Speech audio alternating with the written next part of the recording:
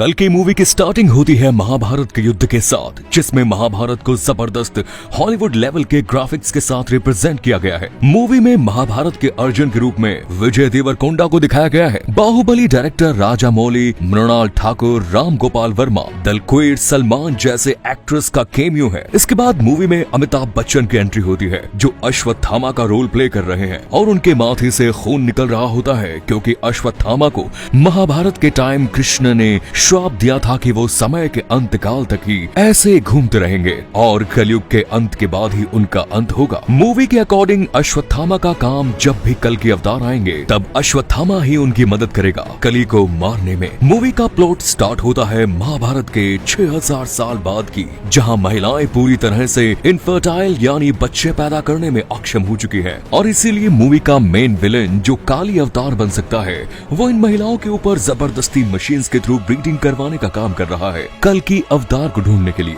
क्योंकि इसी समय कल की अवतार का जन्म होना तय है। और सुप्रीम यास्किन देखते हैं कि अगर कोई बच्चा 150 दिनों तक प्रेगनेंसी पीरियड में सरवाइव कर जाता है तो उस माँ के पेट में कल की अवतार हो सकता है। और ये सुप्रीम यास्किन का मकसद उस महिला के गर्भ से खून से अपनी शक्ति को हासिल करना है, और वो महिला दीपिका पादुकोण, जिसका मूवी में नाम सम 80 यानी सुमति से रिप्रेजेंट किया गया है, जिसका जिक्र महाभारत में भी मिलेगा। फिर मूवी में कॉम्प्लेक्स नाम की एक उल्टा ट्रायंगल या पिरामिड वाली जगह दिखाया गया, जहां दुनिया भर की सभी अच्छी चीजों का रिसोर्सेज है, लेकिन वहां अंदर जाने के लिए 10 लाख यूनिट्स की जरूरत पड़ती है, जो कि तब के टाइम की करेंसी है। और अगर यूनिट्स नहीं है तो आपको बाहर जानवरों की तरह रहना पड़ेगा। और यही एंट्री होती है प्रभास की, जो कि गुंडों को मारकर बाउंटी से यूनिट्स कमाते हैं और 10 लाख यूनिट्स जमा कर इस कॉम्प्लेक्स में जाने का सपना देखते हैं। अब इसके बाद दिखाया जाता है संबाला नाम की जगह, जो नॉर्मल आम लोग खुली आंखों से नहीं देख पाते।